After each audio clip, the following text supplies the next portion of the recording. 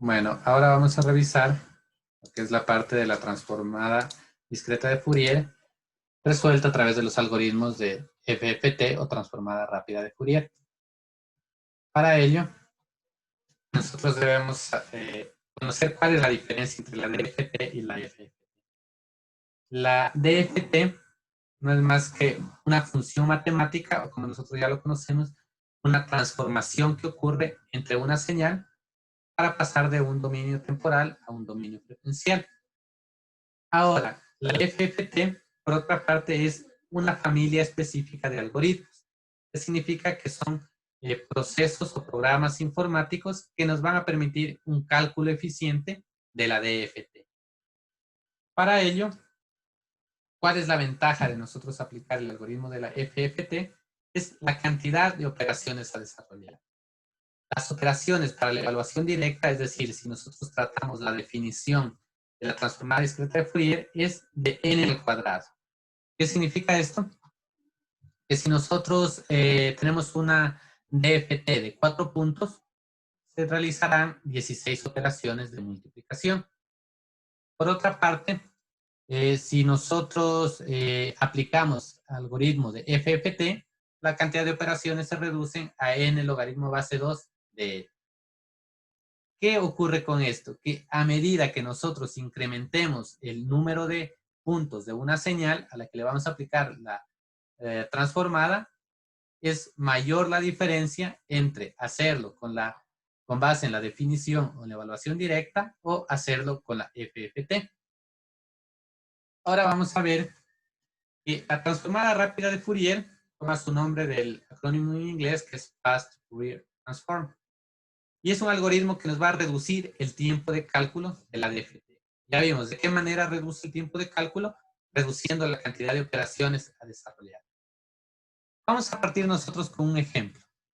Tenemos una señal en el dominio temporal, x de n igual a seno de 2pi por 1000 nts más 0.5 seno de 2pi por 2000 nts más 3 y cuarto. ¿Qué significa? Tenemos una señal seno, una frecuencia de 1 kHz. Luego tenemos una señal seno que se ha reducido en amplitud a la mitad con una frecuencia de 2 kHz y además tiene un desfasamiento de 3 pi cuartos. Esas dos señales se encuentran sumadas. Ahora, ¿cómo nosotros calculamos la transformada de Fourier? La transformada discreta de Fourier. A partir de nuestra definición, la transformada discreta de Fourier, recordemos que era igual a la sumatoria de 0 a n-1 de cada una de las muestras de esta señal por una componente exponencial compleja. Esa componente exponencial compleja, si nosotros aplicamos la relación de Euler, nos va a permitir expresarla en función de señales coseno y señales seno, de la forma que tenemos aquí, para la parte real y para la parte imaginaria. Aunque se han desarrollado un sinnúmero de algoritmos para obtener la DFT de forma eficiente, uno de los más conocidos es la FFT radix 2, de raíz 2.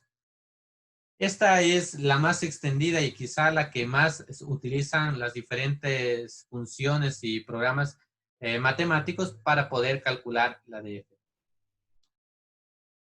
Ahora, con base en esta señal que nosotros teníamos aquí, vamos a calcular cada una de las componentes, suponiendo que tenemos una x de n de 8 puntos. Entonces, vamos a calcular el x1, el x2, el x3, el x4, el x5, el x6 y el x7. Hemos dejado a propósito para el final el x sub 0. Ya observaremos por qué. ¿Qué ocurre aquí? Si nosotros observamos nuestra expresión, nos va a dar por una parte la muestra, es decir, esta muestra x de n, tenemos que multiplicarla por 2pi n k sobre n mayúscula. Y para la parte imaginaria, menos la sumatoria xn seno de 2pi nk para n mayúscula. Si nosotros resolvemos para esta señal, para sus 8 primeras muestras, vamos a tener las siguientes combinaciones de operaciones. Aquí en la parte izquierda, la parte real, y en la parte derecha, la parte imaginaria. Cuando n vale 0, nos quedará para la muestra de nuestro espectro, para la muestra 1 de nuestro espectro, quedará 0.3535 por 1, es el resultado de la función coseno, evaluada en k igual a 1, en n igual a 0, n igual a 0, k igual a 1, y n mayúscula igual a 8. Esos son los valores que le damos para obtener este resultado de aquí. Menos la parte imaginaria, de la misma forma obtenemos reemplazando con k igual a 1, n igual a 0. Y como es una sumatoria, sumamos más el resto de los términos variando n. Porque si nosotros observamos en la sumatoria lo que varía n para calcular cada una de las componentes k de nuestro espectro. ¿Qué ocurre? Nosotros hemos calculado, bueno, aquí a propósito he realizado el cálculo de todas las muestras, a excepción de la primera. Ahora, se ha realizado este cálculo precisamente para observar algunas características de todo este espectro. Observemos este primer término, 0.35 por 1. Observamos que está aquí y vamos a observar que se repite en algunas otras componentes. Miren, se repite en la componente 2, 0.35 por 1. Se repite en la 3, 0.35 por 1. Vamos a ver más adelante en la 4 también 0.35 por 1. En la 5 también. En la 6. En la 7. Entonces, es un término repetitivo. Es decir, que nosotros estamos calculando lo mismo para este caso 7 veces. Miren, lo hemos calculado 1, 2, 3, 4, 5, 6 y 7 veces a ese mismo término. ¿Qué ocurre? No ocurre esto únicamente con el primer término.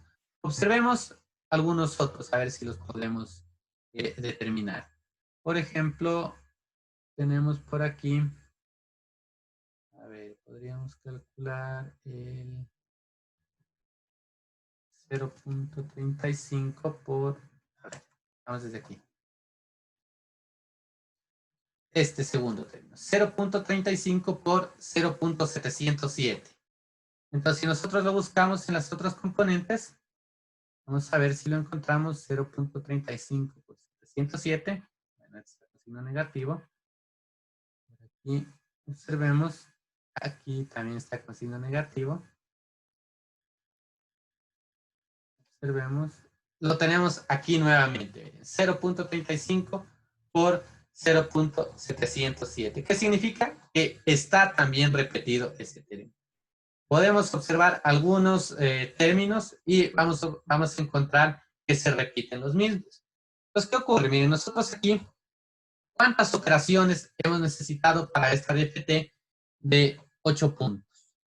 Para esta DFT de 8 puntos, tenemos los productos en primer lugar. 1, 2, 3, 4, 5, 6, 7, 8 productos de números complejos para una muestra. Como son 8 muestras, serían 64 productos para desarrollar la DFT, independientemente de las sumas que tenemos que realizar. Entonces ya tenemos nosotros que algunos de esos productos se van a poder reducir ya que son repetitivos. Ahora, ¿qué pasaba con la componente 0? Si nosotros aplicamos la definición para nuestra componente 0, tenemos que la misma es igual al coseno de 0 menos j seno de 0. Nosotros desarrollamos coseno de 0, 1, seno de 0, 0, nos va a quedar igual a la sumatoria de todas las muestras de nuestra señal. ¿Qué significa? Que la componente 0 no es otra cosa más que el promedio de las muestras de nuestra señal.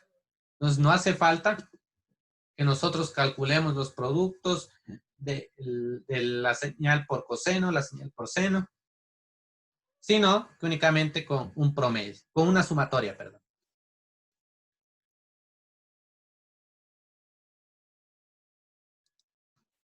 Vamos avanzando. ¿Qué ocurrió con estas operaciones?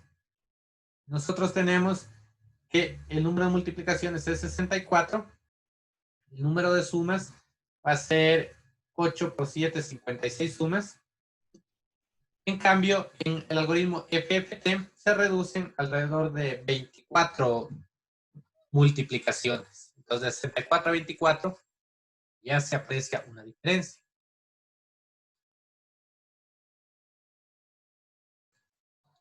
Ahora vamos a revisar el algoritmo Radix 2. Ya vimos que la DFT, aplicándola directamente, tiene algunas operaciones repetitivas. Es decir, estamos multiplicando los mismos valores para obtener diferentes componentes. Ahora, lo que vamos a hacer es lo siguiente. Partimos de nuestra definición. Observemos. Cada una de las componentes del espectro es igual a la sumatoria de n0 a n-1 de cada una de las muestras de la señal a transformarse por exponencial compleja. ¿Qué vamos a hacer ahora? Vamos a dividir nuestra definición de transformada en dos partes. Una va a ser la sumatoria de los términos pares y la otra la sumatoria de los términos impares. ¿De qué manera podemos hacerlo? Recordemos, n va a ir 0, 1, 2, 3 hasta n-1. Entonces, si yo multiplico n por 2, ahora n va a ir 0, 2, 4, 6, 8 hasta la mitad menos 1 de los términos. Entonces, ¿por qué la mitad menos 1 de los términos? Porque nosotros estamos dividiendo en dos sumatorias. La segunda sumatoria me va a tomar ahora los términos impares. Entonces, ¿de qué manera yo encuentro los impares? A los pares sumándoles 1. Entonces, ¿qué altera esto en mi ecuación? Como yo cambié n por 2n, entonces en todos los lados en donde tenía n, lo reemplazo por 2n. Por 2n. Y como tenía en la parte impar 2n más 1, reemplazo en donde estaba n por 2n más 1. ¿Qué ha pasado hasta este momento? Nuestra sumatoria se ha descompuesto en la suma de dos sumatorias. Hasta allí no tenemos ningún inconveniente, no hemos desarrollado todavía nada. Lo único que podemos observar es que una transformada de n puntos se puede dividir en dos transformadas de n sobre 2 menos 1 puntos, o n sobre 2 puntos. Entonces, ¿qué ocurre? Si yo tenía una transformada de 8 puntos que eran 64 multiplicaciones, ahora yo tengo dos transformadas de 4 puntos, que me da 4 por 4, 16, más 16, es decir, 32 multiplicaciones. ¿Qué ha ocurrido? He aumentado una sumatoria, pero he reducido a la mitad las multiplicaciones a realizar con la definición inicial. Vamos un paso más allá. Aquí nosotros podemos aplicar propiedades de los exponenciales, es decir, tenemos Euler elevado a la menos J2pi que multiplica 2n más 1. Podemos aplicar la distributiva, entonces me quedaría Euler a la menos J2pi por 2n por k sobre n, que es lo que tenemos dentro de la sumatoria. Euler a la menos J2pi 2n por k sobre n.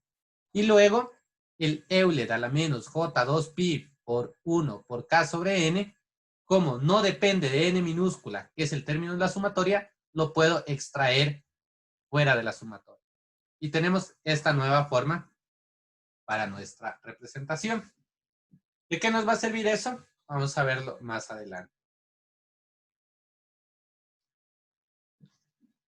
Nuestra ecuación anterior, si nosotros observamos como que se ve un poco extensa, puede ser susceptible a que cometamos algún error en el desarrollo de esta demostración. Por lo tanto, vamos a realizar una compresión de la notación.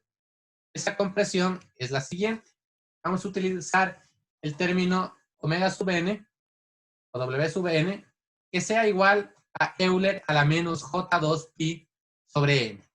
Y a este término lo vamos a llamar factor de ángulo de fase complejo. Este factor de ángulo de fase, si nosotros lo observamos, es el mismo término que tenemos aquí fuera de la sumatoria. Euler a la menos J2pi Kn. Euler a la menos J2pi, con excepción de que no tiene la K. Pero vamos a ver qué podemos hacer para ponerlo dentro de nuestra ecuación. ¿qué hacemos? Reemplazamos en nuestra ecuación anterior, es decir, en esta ecuación, con el nuevo factor de ángulo. Nos va a quedar x de k es igual a la sumatoria a n sobre 2 menos 1, x2 de n. Aquí observemos lo siguiente. Nuestro factor de ángulo es Euler a la menos J2 pi n. Entonces, nosotros tomamos Euler a la menos J2 pi y tomamos este n de aquí. Nos va a quedar sobrando 2k sobre n. Entonces, lo que hacemos es lo siguiente. Ponemos nuestro factor de ángulo elevado a la 2kn, o a la 2nk, que es lo que nos sobraba al reemplazar. Entonces ya hemos comprimido más nuestra notación. Lo mismo con este término que está fuera de la sumatoria. ¿Qué es lo que le sobra? La k. Entonces, le elevamos a la k. Lo mismo para el término que está dentro de la segunda sumatoria. Euler a la menos J2 pi n. Entonces nos va a quedar el factor de ángulo elevado a la 2nk. Hemos comprimido aún más nuestra notación y vamos a observar algunos cambios que podemos realizar. Tenemos lo siguiente. Nuestro factor de ángulo elevado al cuadrado, va a ser igual a Euler a la menos J2 pi por 2 sobre n. Recuerden, exponentes se multiplican. Y como este es un exponencial elevado al cuadrado, ese cuadrado se multiplica por el numerador del. Entonces nos queda que va a ser igual a Euler a la menos J2 pi por 2 sobre n. Ahora, lo que vamos a hacer a esta expresión es dividir para 2 tanto numerador como denominador. Y nos queda que Euler a la menos J2 pi, 2 dividido para 2, 1, sobre n dividido para 2. Entonces ya tenemos una nueva representación que omega sub n elevado al cuadrado va a ser igual a omega sobre omega sub n medios. Entonces ya tenemos una nueva representación que nos va a permitir hacer más reducción. Avancemos. Esta es la representación que obtuvimos anteriormente. Omega sub n sobre 2 va a ser equivalente a omega sub n al cuadrado. ¿Qué ocurre ahora? Nosotros sabemos que k va de 0 hasta n medios menos 1. Entonces, observemos en nuestra ecuación. Tenemos que el espectro, las componentes del espectro, vamos a reemplazar en donde existía omega n al cuadrado con omega n sobre 2. Entonces, reemplazando nos queda x de 2n, es decir, la parte par, omega sub n sobre 2 a la nk, más omega n a la k. En la segunda sumatoria nos queda omega sub n sobre 2 a la nk. Esto con esta nueva equivalencia que hemos tomado. Y ahora, nosotros sabemos que por la simetría de la señal, que la muestra k más n sobre 2 es igual que la muestra k en el espectro. Entonces, con esto, nosotros podemos hacer lo siguiente. Vamos a reemplazar k por k más n sobre 2. Lo reemplazamos k por k más n sobre 2. Aquí hay una k. La reemplazamos por k más n sobre 2. Aquí hay otra k. Reemplazamos por k más n sobre 2. Y aquí tenemos otra k. La reemplazamos por k más n sobre 2. ¿Qué ocurre? Ahora tenemos una expresión que parece que la hicimos más complicada. Pero vamos a comparar esa expresión que acabamos de calcular con la que teníamos previamente para nuestros factores. Entonces, miren, tenemos x de k más n sobre 2 es la que acabamos de obtener y vamos a hacer unas nuevas equivalencias. ¿Cuáles son esas nuevas equivalencias? Omega sub n sobre 2 elevado a la n que multiplica k más n sobre 2, es decir, este término de aquí, va a ser igual a lo siguiente. ¿Qué ocurre? Nosotros, como tenemos aquí una suma en los exponentes, podemos aplicar propiedades de los exponentes. aplicamos la distributiva, omega sub n sobre 2, nk, que es este primer término, por omega sub n sobre 2 elevado a la n por n mayúscula sobre 2, segundo término. Y a estos nuevos términos nosotros podemos hacer lo siguiente. El primer término lo dejamos tal cual y el segundo término lo pasamos a su versión original. Entonces, ¿cuál era la versión original? Podemos regresarnos. El omega sub n sobre 2. El omega sub n sobre 2 es Euler a la menos J2 pi sobre n medios. Entonces, con esto nos va a quedar este nuevo término. Euler a la menos J2 pi n 2 n mayúscula sobre 2n. Con esto, lo que vamos a hacer es lo siguiente. Nuevamente, resolver esta expresión que tenemos aquí. 2n sobre 2n nos queda 1. Por lo tanto, nos queda Euler menos J2 pi n.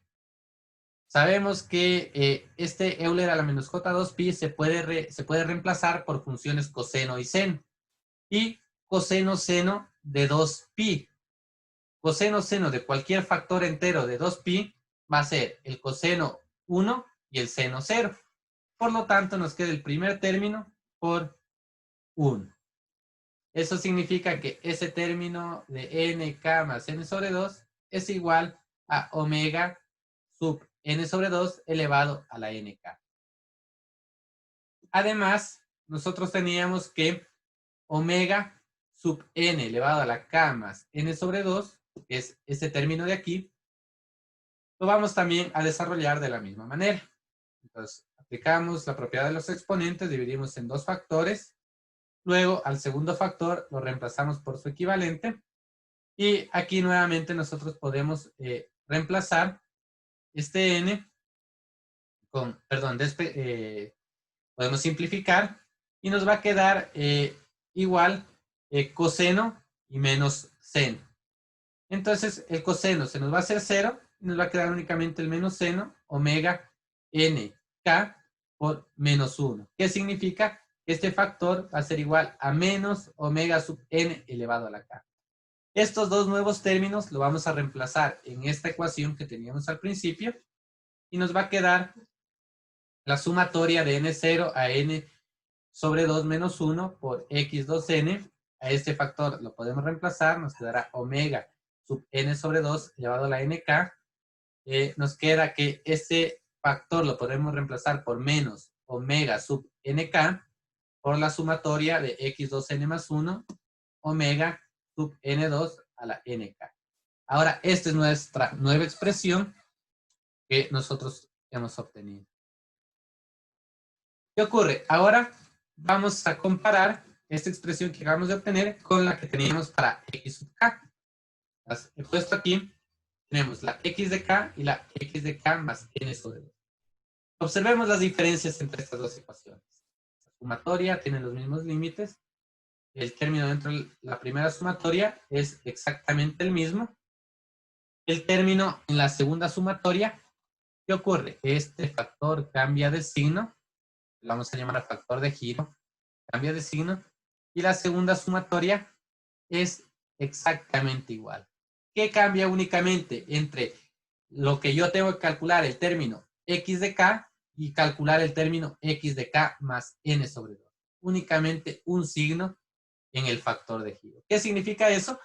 Que si yo calculo, por ejemplo, la muestra, si estamos hablando de una señal de 8 muestras, yo calculo la muestra 0, entonces va a ser igual que haber calculado la muestra 4.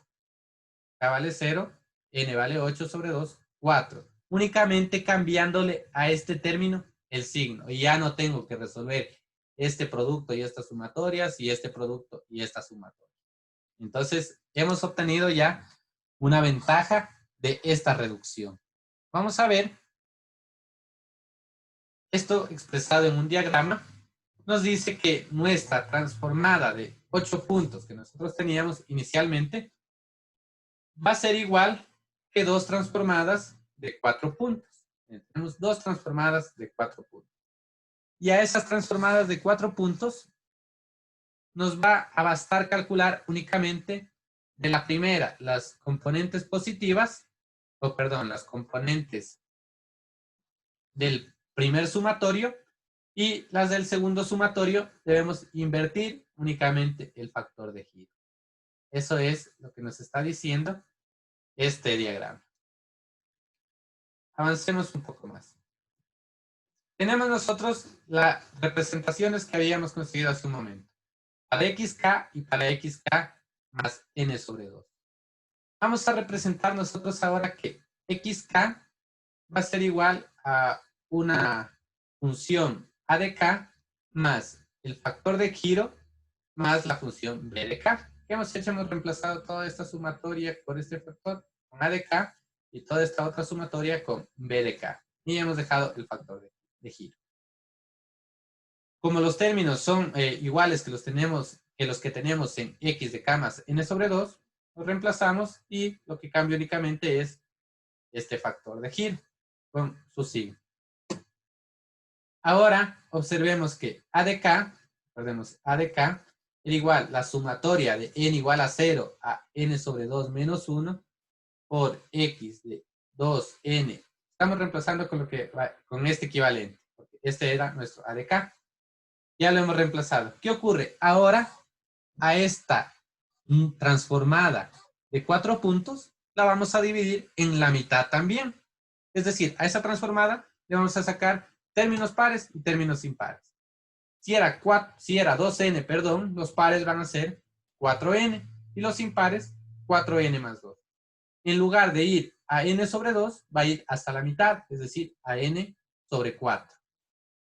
Hemos encontrado esta nueva expresión, vamos a seguir trabajando con ella. ¿Qué ocurre? Vamos a seguir con estas equivalencias del factor de giro. Sí, vamos a seguir, reemplazamos en nuestra expresión para AK y nos queda que AK es igual a la sumatoria hasta n sobre 4 de x4n omega n sub n sobre 4 nk más omega sub n sobre 2 a la k por la sumatoria de los términos impares.